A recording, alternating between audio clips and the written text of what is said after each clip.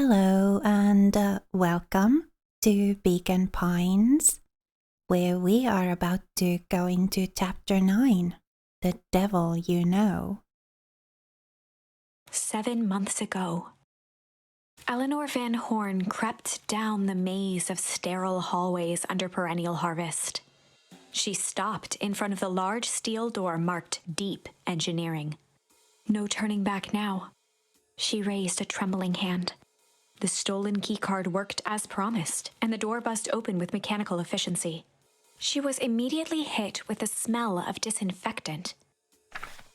It was some sort of laboratory. In one corner was a desk covered in papers. Across the room stood a tall metal pod with hoses protruding from its base. She rushed to the desk and began shifting through the piles of papers. They were experiment reports on something called Tempus liquamen. There were dozens of them, every one stamped failed. Eleanor heard the sharp echo of footsteps approaching. She was out of time. Her eyes scanned the room, eventually landing on the strange pod. Muttering a curse under her breath, she dashed over and dove inside.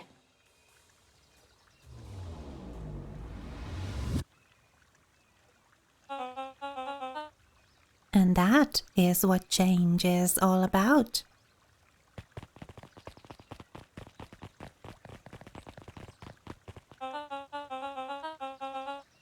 Grabbing the future by the scruff of the neck and making things happen.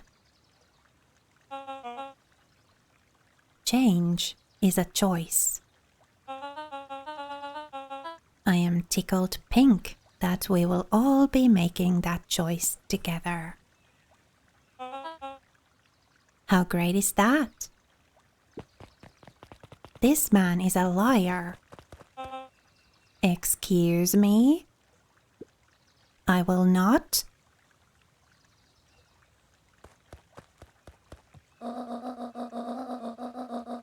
This town has a dangerous secret, and perennial harvest only exists to keep it hidden. Nonsense. They picked up the whole damn town and moved it right under our noses. You aren't making any sense, dear. Mr. Kerr addressed the crowd with a sarcastic tone. Imagine such a thing. It's absurd and just plain impossible. They promised they could fix the foul harvest. They told us they would clean this place up. We just had to leave town for a few days. But while they had us evacuated... Mrs. Hartford, I'm afraid I'm going to have to ask you to... You're afraid of a lot of things, aren't you? You sniveling little worm. This is growing tiresome. A little help, please?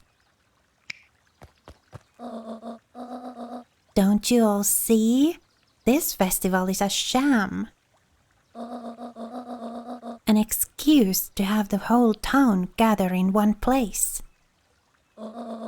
They're planning something awful. I don't know what, but these people are wicked.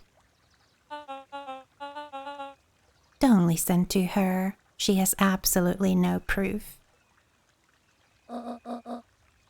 I am the proof. I'm Eleanor Van Horn. Whispers filtered through the crowd.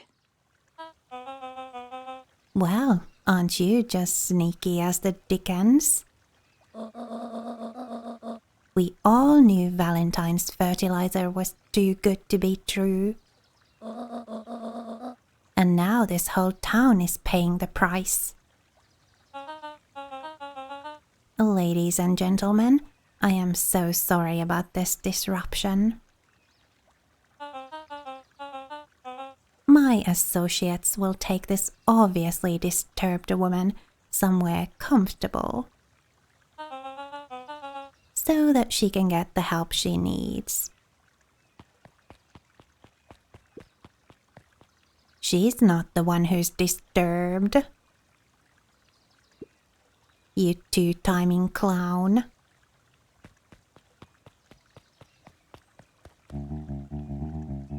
You all know there's something wrong with this town. Good for Mr. Nuncreed for backing us up. Nice. It was just easier to look the other way. The truth is,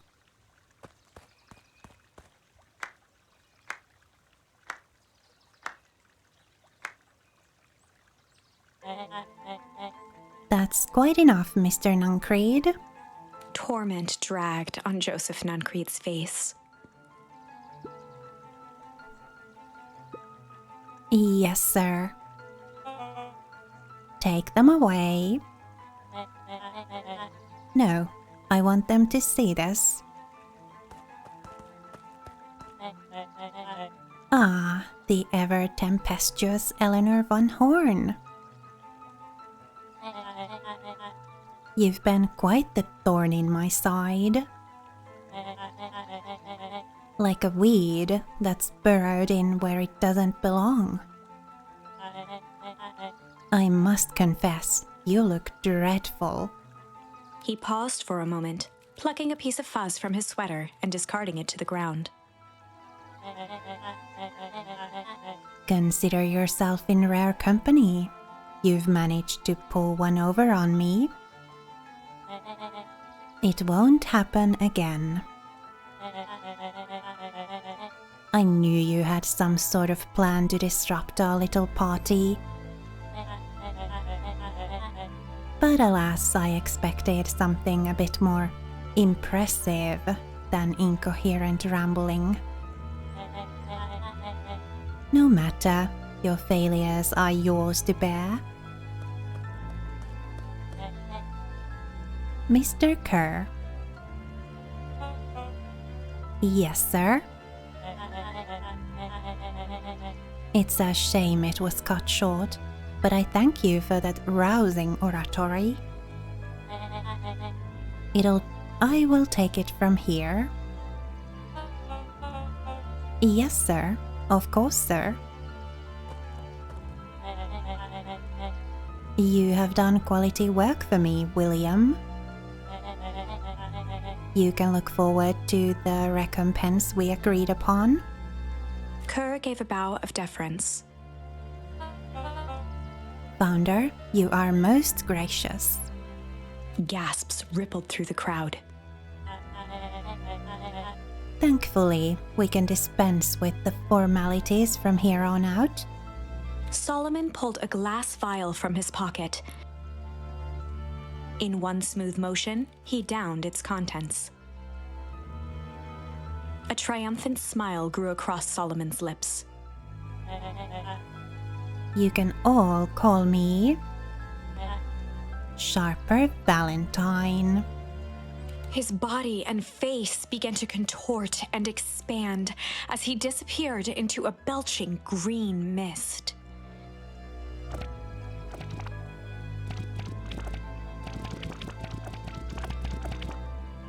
A hushed horror gripped the crowd. This is a story about change. What? No. Ah, so you didn't see that coming. Good.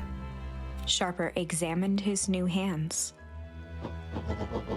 Well, this is quite the improvement. Everything looks so much smaller now. Eleanor was right about one thing.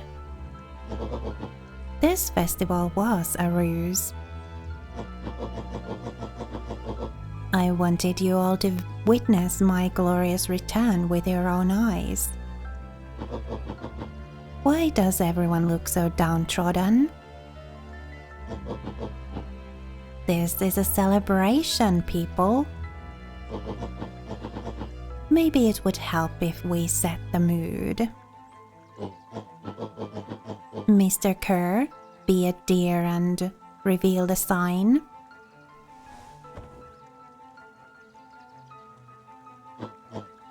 Ha!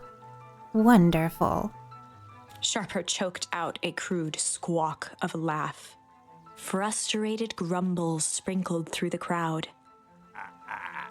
Sharper, you malicious bastard.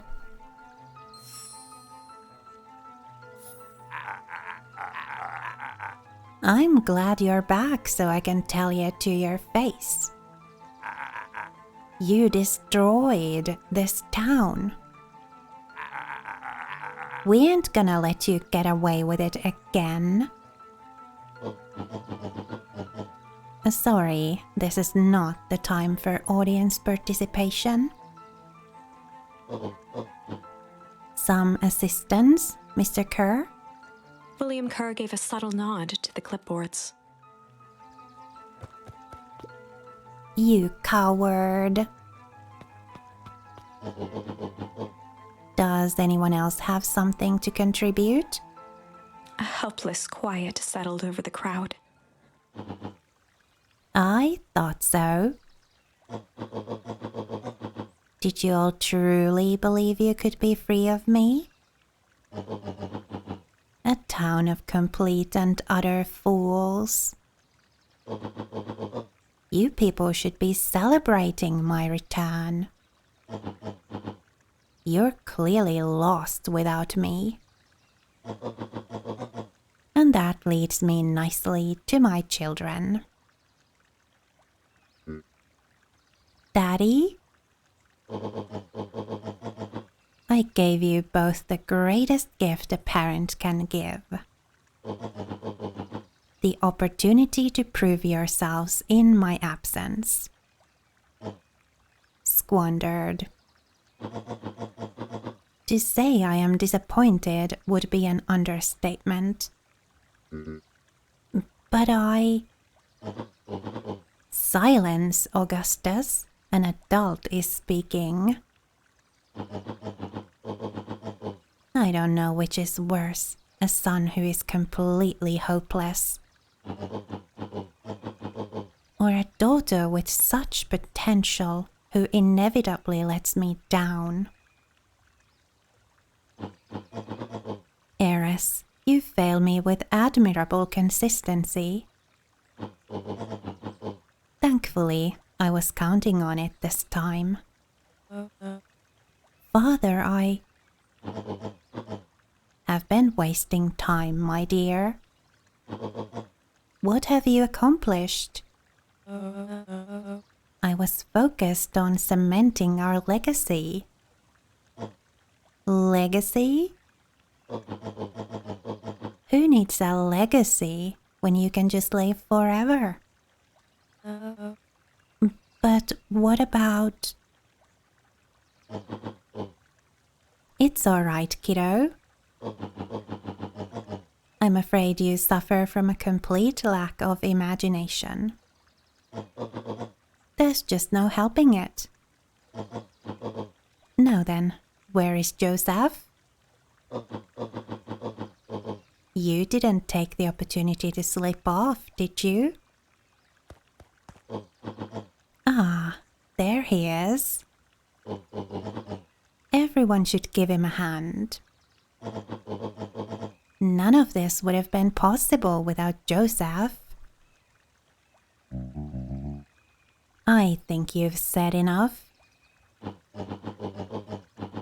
Nonsense. The people deserve to know how helpful and loyal you've been.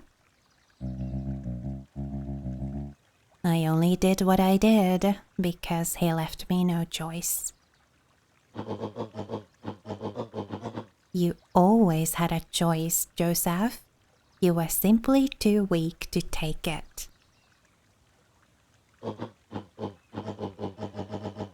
No matter, cheer up. You are about to be rich beyond your wildest dreams. You should follow Mr. Kerr's example. When I found him, he was in a sorrier state than any of you. An aging actor, desperate to recapture his youth. He played his part, and soon he'll be able to play the leading man again. Forever, in fact, if he remains loyal. That goes for all of you. Well, those who haven't already frittered away my goodwill. Beacon Pines is mine again. And I am willing to share its spoils in exchange for absolute loyalty. Are you saying William Kerr was never in charge of perennial harvest? Huh. You think that puffed up blatherskite could have accomplished all of this? Dawn, I suppose it's time for your big exclusive. Sharper addressed the crowd with indignant pride. He'd planned this moment for so long that now, at the deed's fruition, it almost felt frivolous. You see, I needed a figurehead to hold things down while I orchestrated my return. Someone to misdirect, lie, and bilk this town for a spell. So I invented William Kerr. Take your bow. You've earned it. Mr. Kerr flourished a preposterously elaborate bow.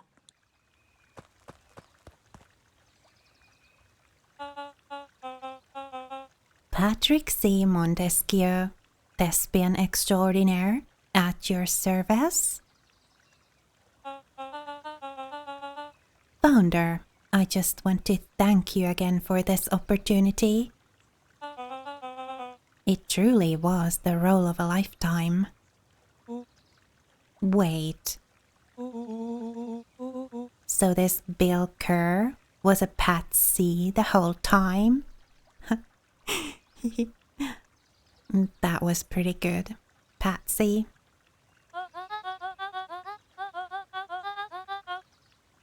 Now that your secret is out in the open, what's to stop this town from rising up against you? Oh, that's the delicious part. Fear. Thanks to our clipboards, I know what each and every person in this town fears most. And I will make those fears manifest for anyone who steps out of line. The choice is simple. I'm not afraid of you. Huh, the young hero. I've kept a keen eye on you, boy. You and your friends made a habit of disrupting my plans. What a pity if things would have gone a bit differently. You might have had your moment of triumph. But that's fate for you. You can't do this. Oh, but I can. I have won. Never underestimate what a great man can do, given time.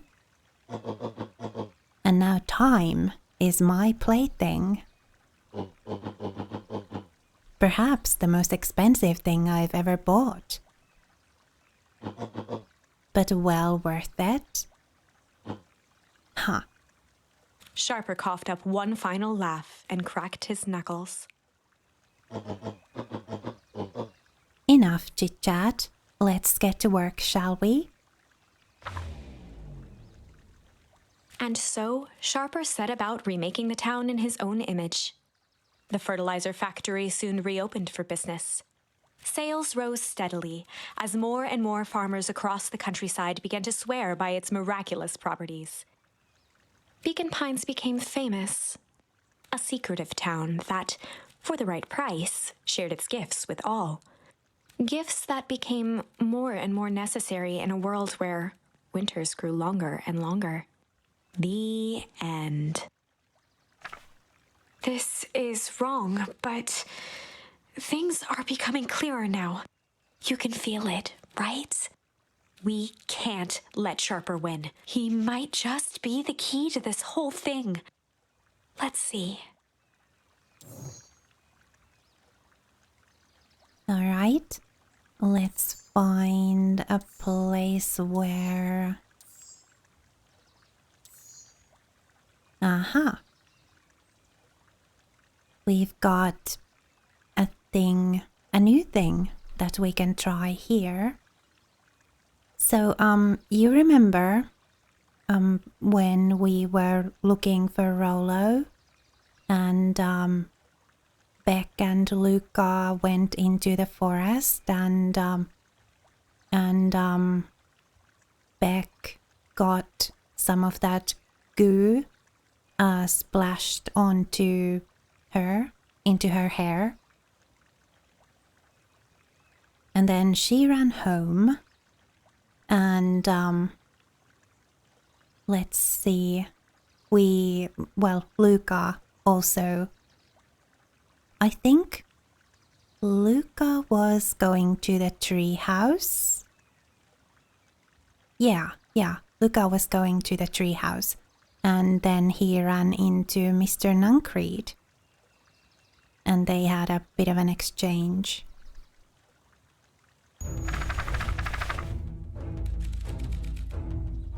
And now we need to choose what we see in Mr. Nuncreed's eyes.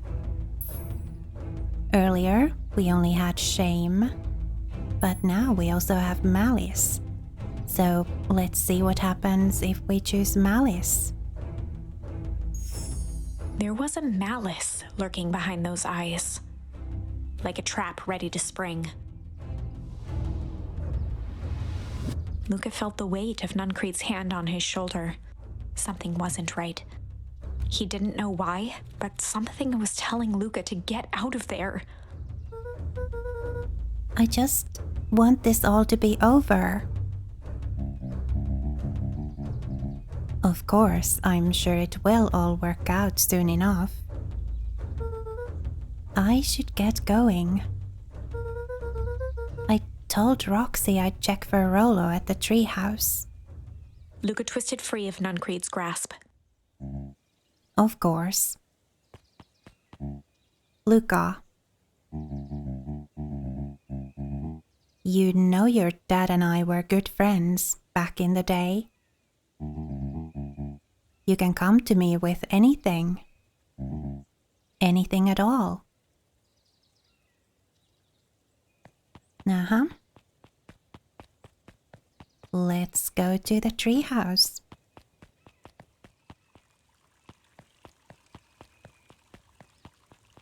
What are you reading now?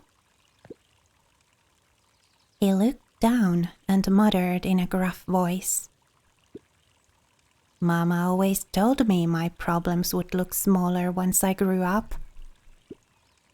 But my problems always seemed to grow right along with me.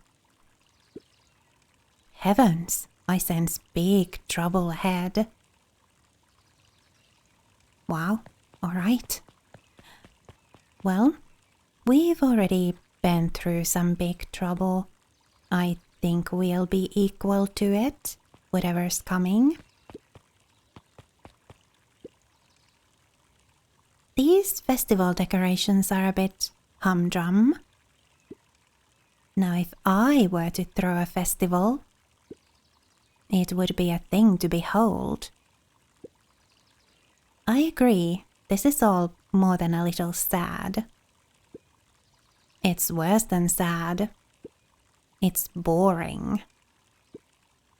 What if we did a little something to spice things up? I'm listening.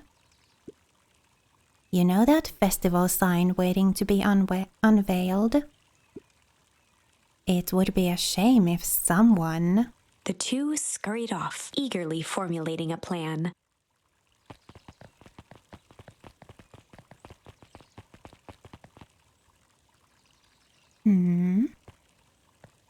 Dawn? I really like Dawn. Aw, she doesn't have anything to say to us. Do we have new charms to use in... Can't get in there? Well, let's continue on our way then. Identify yourself, please. Nellie Modwell. I work here now. I am unable to locate you on our staff roll. Oh, I don't officially start until tomorrow. Mr. Kerr said I could come in early tonight to get a few things done.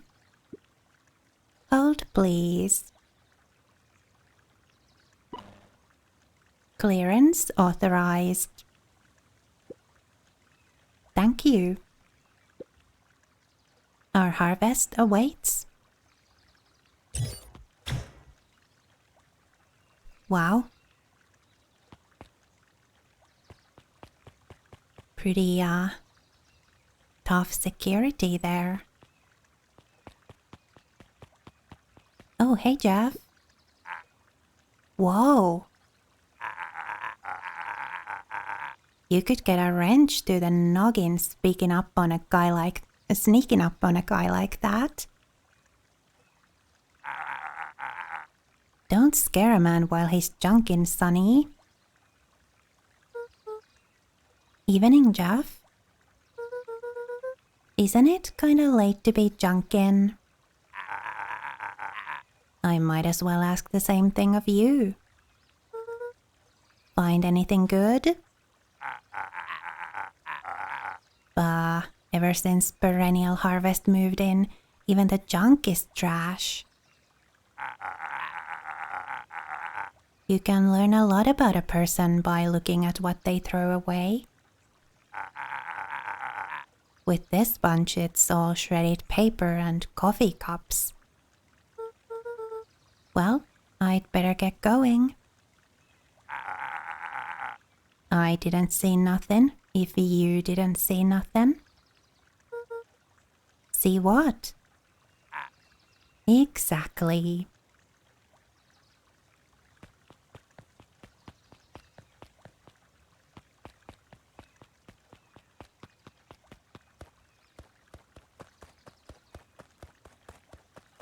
All right. Oh, hey. Hi. Hey, Jetson. Have you seen Rolo come this way by any chance? Afraid not. As elusive as the fish in this here pond. Do we have any new charms to use here?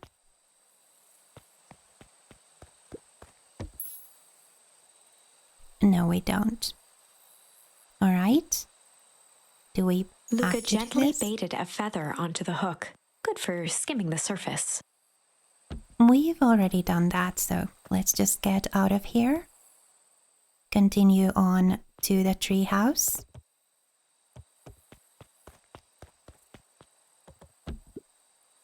Rolo? He aired a long holler into the woods. Rolo!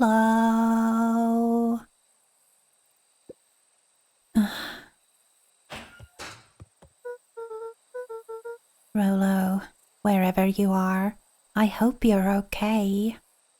Luca felt his eyes getting heavy and plopped into the beanbag. He conceded to its lumpy embrace.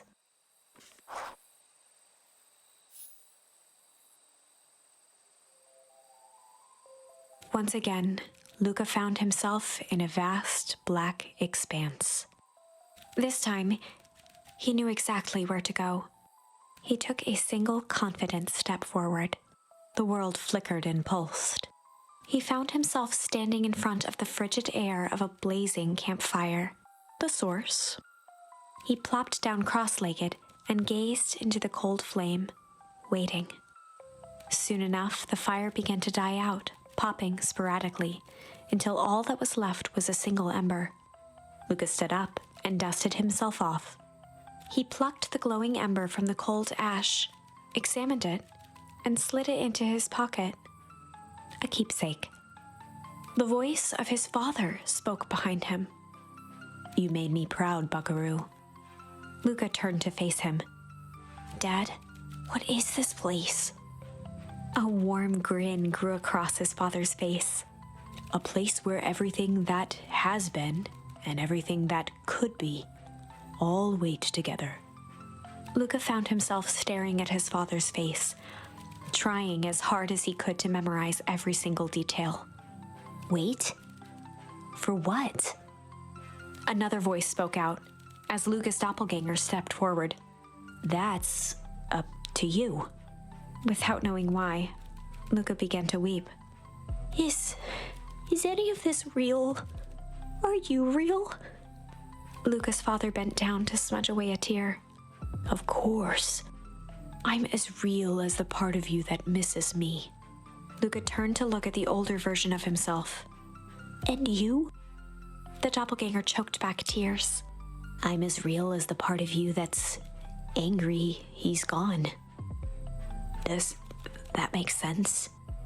Through his tears, Luca laughed. "I think so." His father pulled him in for an embrace. "Time to go, Buckaroo." Luca was startled from his dream by a banging on the floor. Are you in there? A commanding voice rumbled from below. Just as Luca sprang to lock the entry hatch, the door knocked open. Chapter 5. Dangers big and small. And we'll get into those dangers in the next episode. For now, thank you so much for spending time with me here on the Mellow. It was lovely to have you. Please remember to be kind to yourself. Have a lovely rest of your day. And I'll see you next time.